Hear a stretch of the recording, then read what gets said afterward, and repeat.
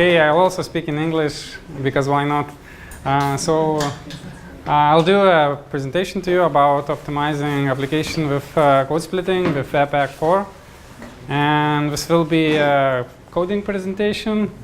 And so there are no more slides. And basically, the code splitting is quite a solved solution with things like Next.js, React Static, or Gatsby.js. But sometimes you need to do a custom React application, and in that way you have to handle the code splitting yourself. So this is what we'll do. I have made an example application, and we'll just go through it and optimize it. So in case you don't know React or you haven't had any experience with Webpack, don't worry. I guess just try to take away the capabilities that Webpack 4 has with code splitting. And when you actually need to do the code splitting, you can just check the details later.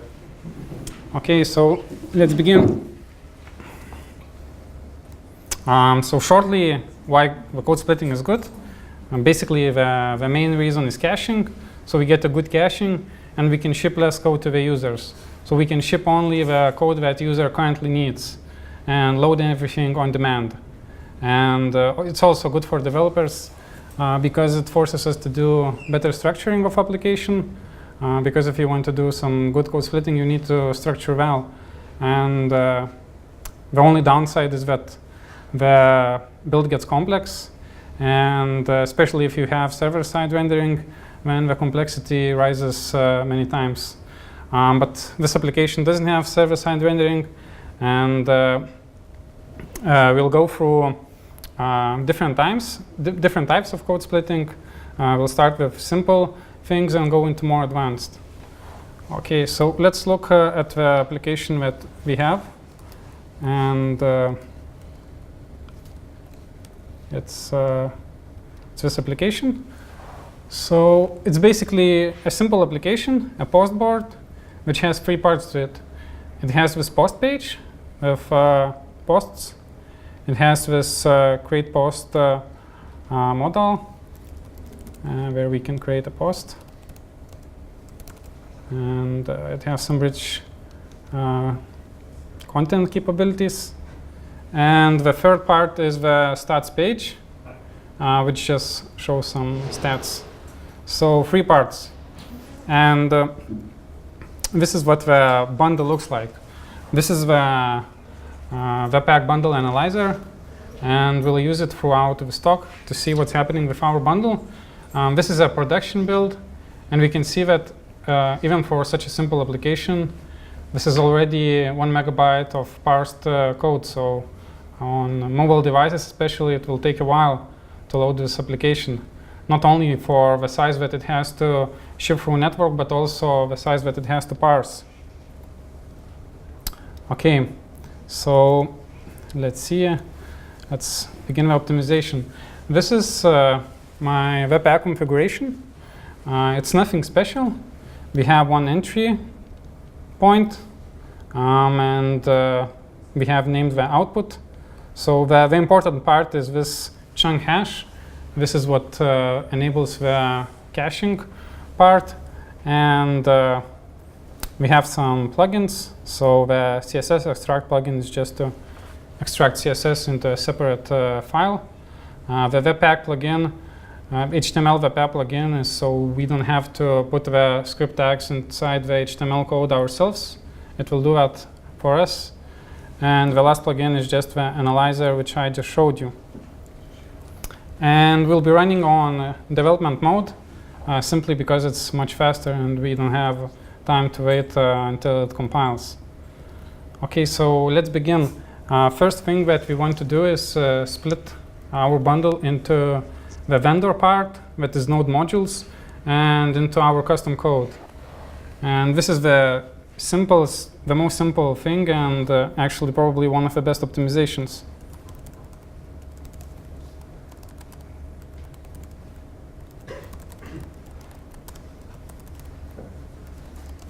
OK, so this is actually what many tutorials show. And if we run Webpack, So I'll just run webpack. We'll see that now we have 2 bundles. And if you look on the left side, you'll see that we have 2 bundles. So now we have a main bundle and vendors bundle. And this is already a very good optimization, because now the main bundle includes only the custom code that I wrote. And if I change only the custom code that I wrote, the vendors bundle stays the same. The hash in its name stays the same. And also subsequent visits to the website, it remains cached inside the user's browser. So why this works? I want to explain that there is no magic.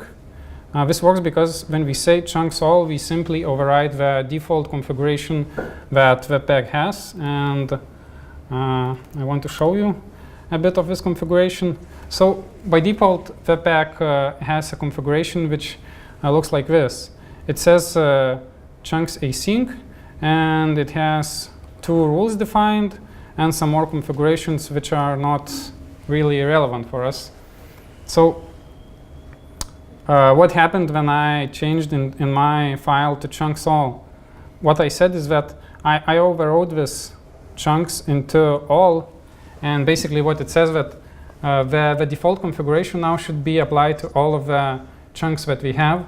And since we have the entry point main, it applies it to this chunk. And there are 2 kinds of chunks, the initial and the async. So initial are those that we need to include in our HTML file, and the async chunks are those that are dynamically loaded by Webpack. So we as users of Webpack don't need to think about them. And that's why it can have a default configuration for the async chunks. And by default, it has these 2 rules. One rule simply says that it should split node modules into a separate chunk.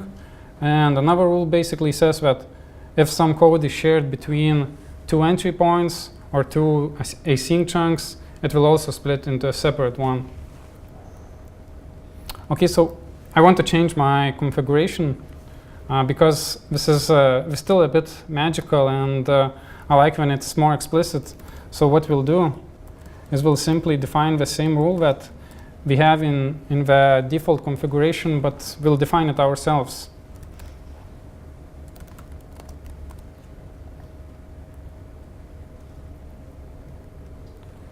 And we'll take the test. And basically, we have done the same thing, which we just had. But I saw someone mention that it's hard to see, so I can increase the zoom. Is this better? Okay, I guess it is. So this is the same thing that we just had, but now it's explicit. So it's better because we can look into configuration and see exactly what it does. So we can run the webpack again and see that we get the same result.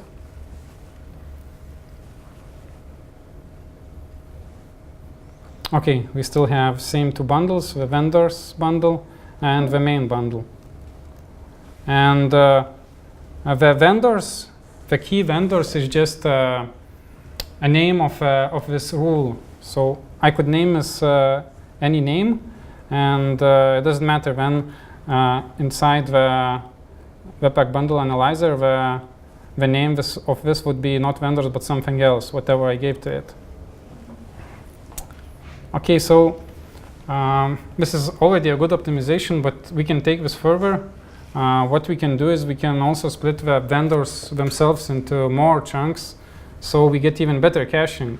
So for example, if we update React version, but we update nothing else, then only the chunk that includes the React is updated and refetched by the user. So I just copy-pasted some code, but you don't need to really understand what it does. It simply computes the name for this rule. So what it takes the module, and we take what's the package name, and we check if the package includes React or if the package includes recharts. We give a name of React vendors, otherwise we give a name of vendors. And if we run the webpack, we can see what it spits out. Okay, so we see that now we have a vendors bundle, and we also have a React vendors bundle. And so we get some better caching, and we could even take this to some insane optimization level where we go and just return the package name. And you can probably already guess what will happen now. So it will just generate as many bundles as there are packages. And we can see we have a separate bundle for each package. So I just wanted to show you that what you can do. This is actually really powerful, but we are going to stick with the most simple one, because more advanced optimizations actually require more work further down the road. Okay, so the next thing that we are going to do is do some dynamic code splitting. But before that, let's just check that our application still works. Okay, it still works. And it actually, if we check the network, it loads all of the bundles, because last time I compiled the webpack, generated bundle for each dependency. So the next thing we'll do is the dynamic code splitting, and this requires changes to our actual code. So the dynamic code splitting, if someone doesn't know, it's basically a way to, it's implemented by webpack, and basically we use a dynamic import, and webpack splits our bundle in that part where we use the import. So it looks like this. We do the import, and the webpack will now split a new bundle. Obviously we have to remove the previous import. So, but this won't work, because this is a React router, and it expects a component. So to do a dynamic code splitting in React, we actually need some helper component. And there are some ready-made solutions, right, like React loadable or loadable components. But I want to show you a very simple implementation of such helper, so you can see that there is no magic. And so let's code a component that will help us do the dynamic code splitting. We'll call it loadable, and it will take one argument, that is load component. And what it will do is it will return a React component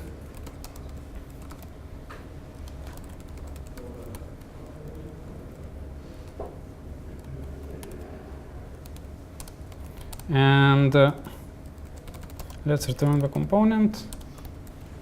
So it will have a state.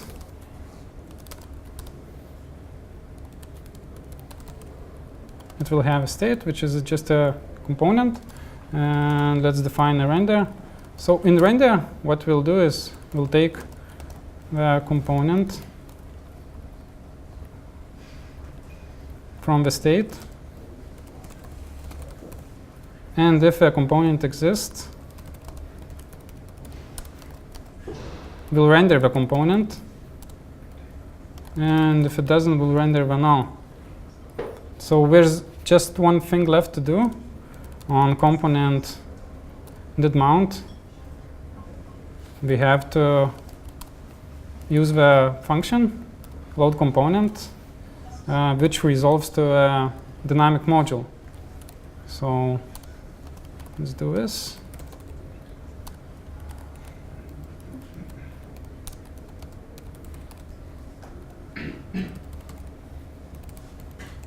Okay, and that's it. This little function is actually enough to do the dynamic code splitting in React.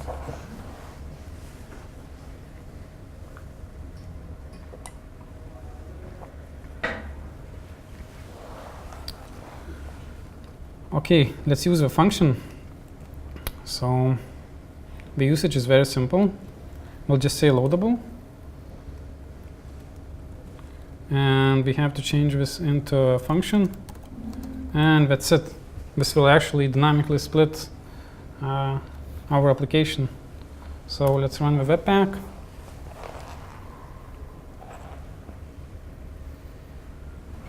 Okay, and we see that we have some new chunks, 1 and 0. So those are really bad and descriptive names. Let's give them a name. And in webpack, there is a way to name your dynamically split chunks. So we'll say webpack chunk name, and we'll call it stats page. And let's run webpack again.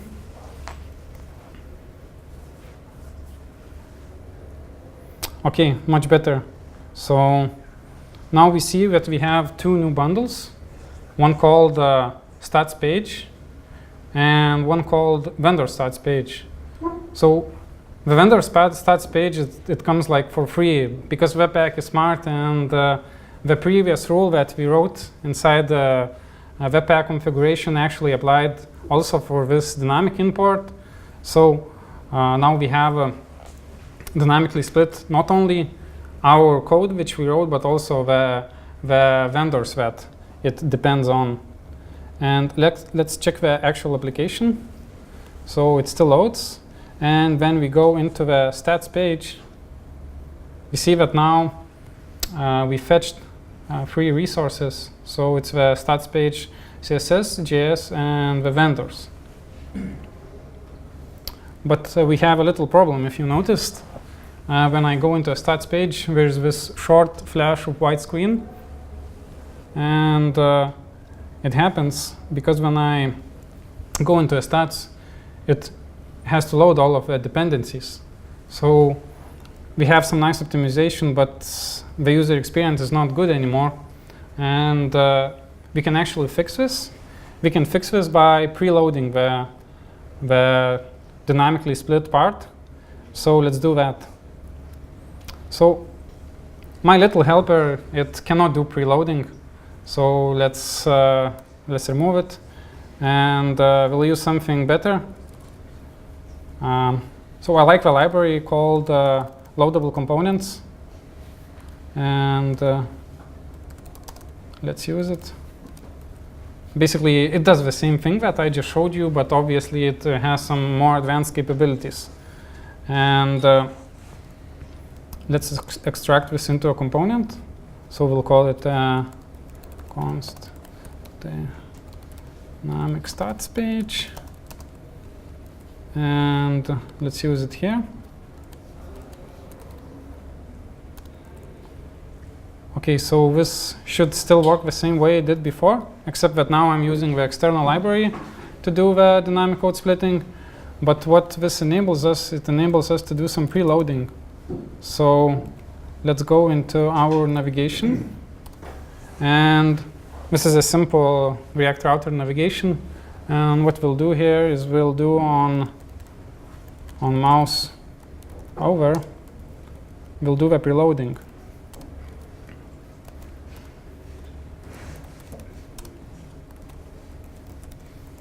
Okay, and the ESLint complaints, it basically says that it's not accessible, so I need to also add on focus.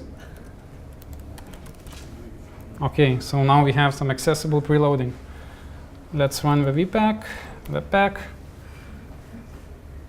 and see if everything still works as expected. Okay. So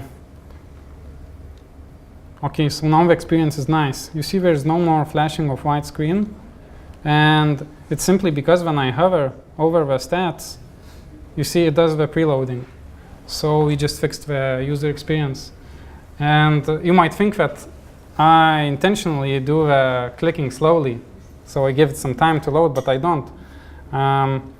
Actually, the average time between the mouse over onto element and between the click is over 200 milliseconds. And it's actually hard to do it faster. You can try it after to see that I'm not lying, but it's for humans, 200 milliseconds is little time, but for machines, it's a lot. So obviously, on slow network, user will still see a white screen, but you can use some placeholder components. Meanwhile, the main bundle is loading. Okay, so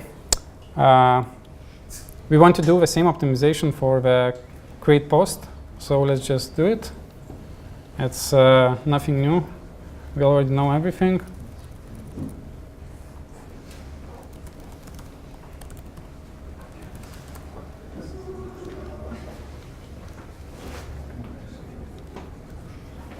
And it's exactly the same. Okay.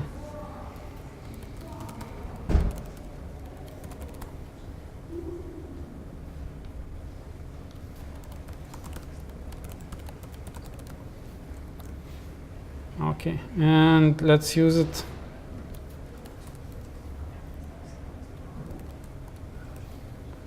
Let's run webpack to see that everything works.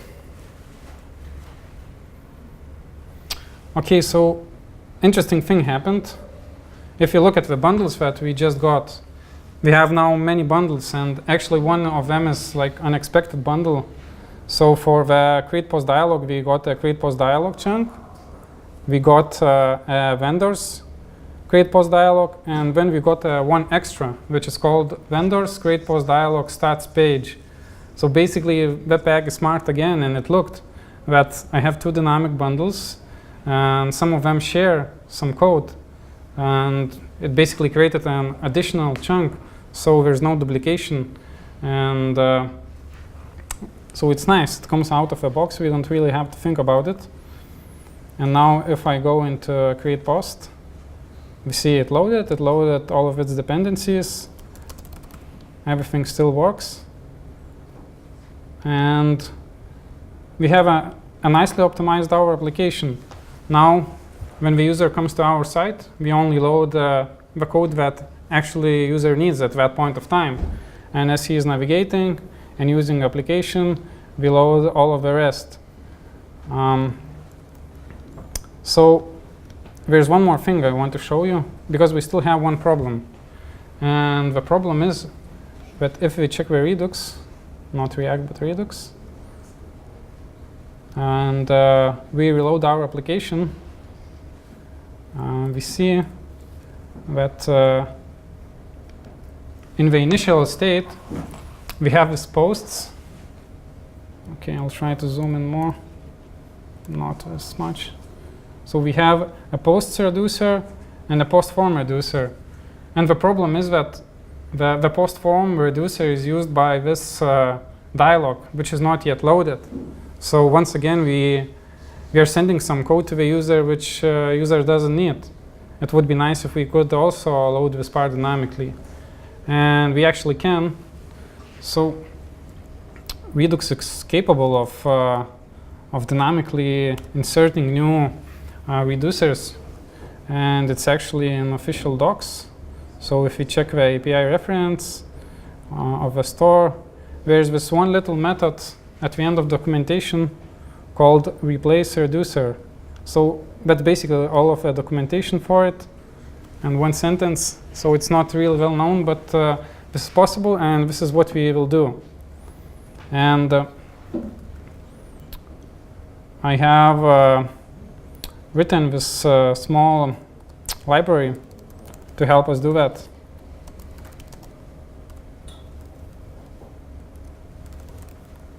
It's called async reduce store enhancer. Yeah, that's a long name.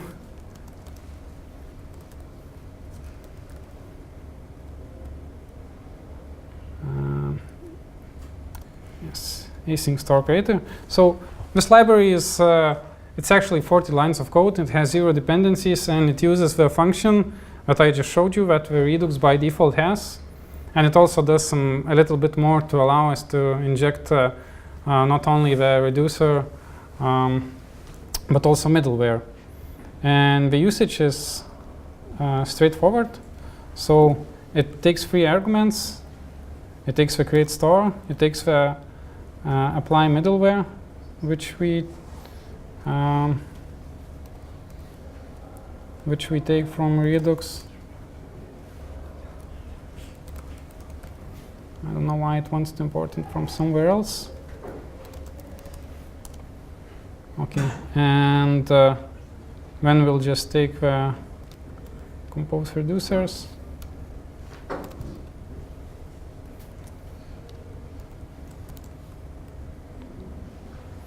Okay, so what this library does, it takes those three things from the redux itself and it returns the function that has the same signature that the original create store has. So it takes a reducer, it takes the state optionally and enhancer optionally. There's one small difference that instead of passing a reducer, we have to pass a factory for a reducer. And the factory which takes async reducers and applies them here. So this is needed because we want to inject some reducers on demand. And let's run webpack. So far we haven't really changed. We only enhanced the store. Everything should still be the same, and application should still work the same way.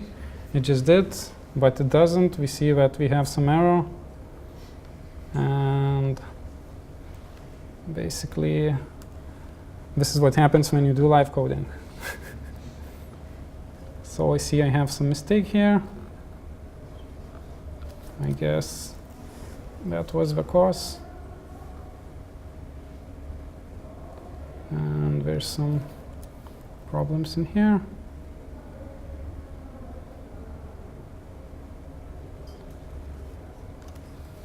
Okay, let's try to run webpack again.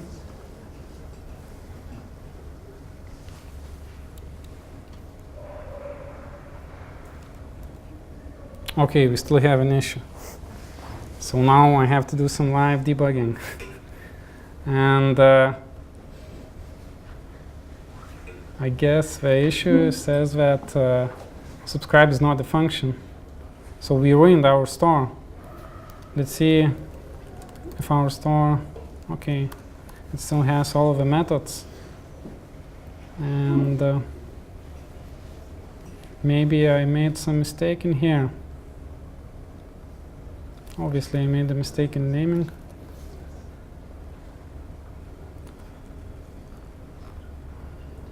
Okay, so I planned that something like this will happen, because obviously when you do live coding, everything that can go wrong will go wrong.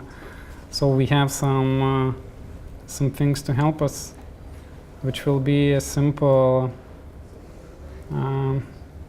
let's go into and discard everything, because why not? Discard all of the files, and obviously I have some branch prepared, which already does what I want. And let's just check out the branch. Okay.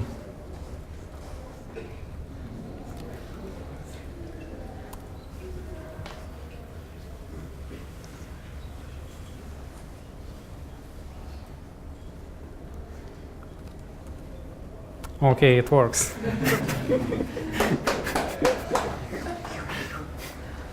So, but the problem is that this branch already has everything done. Everything works the way I wanted to show you how it has to work. So I'll just show you what I should have coded, which I didn't manage to. So let's do some minimization.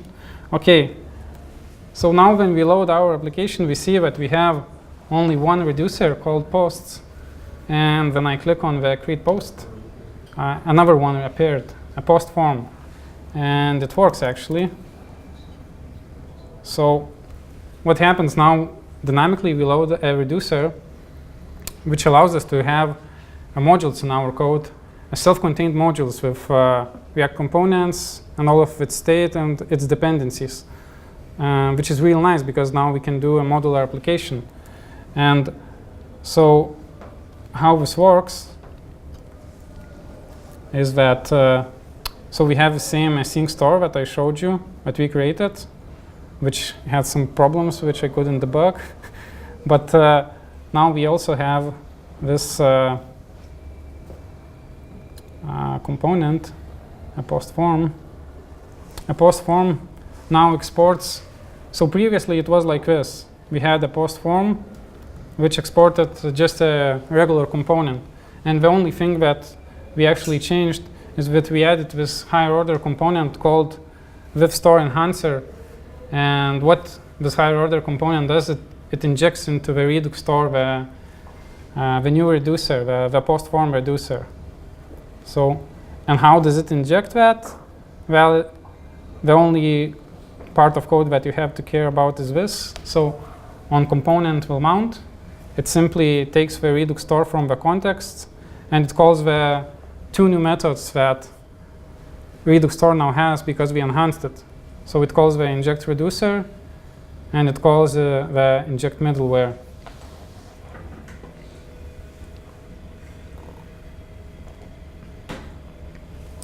And this enables us to have a dynamic Redux store. So the library is on my GitHub profile. If you're wondering, you can go and check it. It's fairly simple commented code, so you can see that there's also no magic. It just uses what's already available for Redux and has no dependencies. So it works everywhere, not necessarily with React. You can use it with any library. And so let's recap what we have done. So now when I go into application and I load this main screen, I only load what's shown on the screen, only the dependencies that are needed to show the screen. And as I navigate application, I go into stats. It loads additional code needed for stats. I go back to the board. I click create post. It loads the code needed for this part. So everything is lazy and dynamically loaded. And our application is now nicely optimized. So what I haven't showed you and mentioned is what happens with server-side rendering. And that's like another story, and you could probably do a whole talk. But you cannot actually do this also with server-side rendering. You just need more setup. And that's basically all I wanted to show you. So if you have any questions, please ask.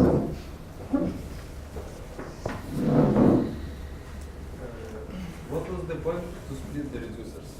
When we are, I don't know well the redux, but what was with it? Yes. So the point is that Redux, when you create, is actually a asynchronous creating operation. So you create it with all of its reducers at the beginning.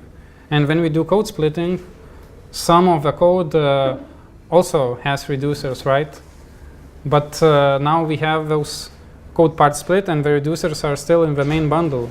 And we send them to the user, although they are not needed at that point in time.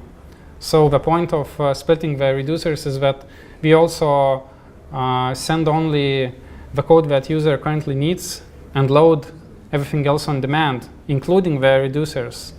So your reducers could be more complex. We could have more state, contain more code.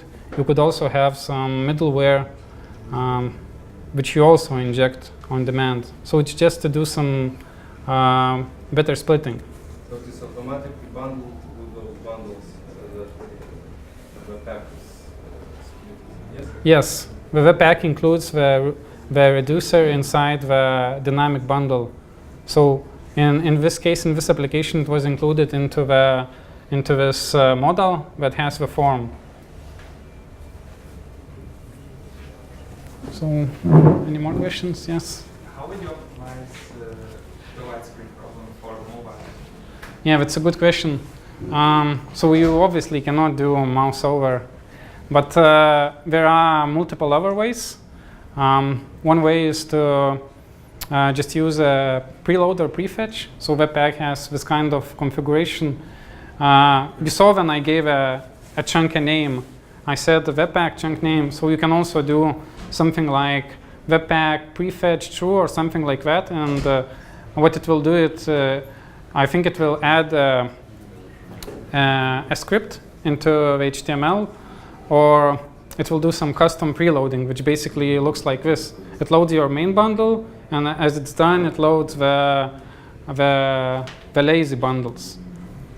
Or you could use the same way I showed, but not with on mouse over, some way that you know your application. So you know that if the user goes into this place of application, it will probably click on this as well. So you know that you can preload. Any more questions? Yes. Maybe it is a little too abstract, but what do you prefer for like application? My colleague was presenting at first talk, static rendering or code splitting? So you're asking what? For performance, what do you think is better for maintainability? Yeah, so this is actually not one or another, it's related. What the previous presentation showed actually also includes code splitting, but it does it for you. You don't have to think about it. It does it in a really smart way. That's what's so nice about those tools, like Gatsby.js or Next.js. It does the code splitting automatically. So when you generate a lot of content, it generates a lot of different bundles for like each part of the content, and only loads the necessary part on the client side. And also you can do the dynamic code splitting, the one I showed you, the floatable. You can use the same thing in those libraries. So you can even do like, they're not really like static. They help do server-side rendering, but you can also do the client-side code the same way I do in my application. So it includes what I just showed you, just works way easier.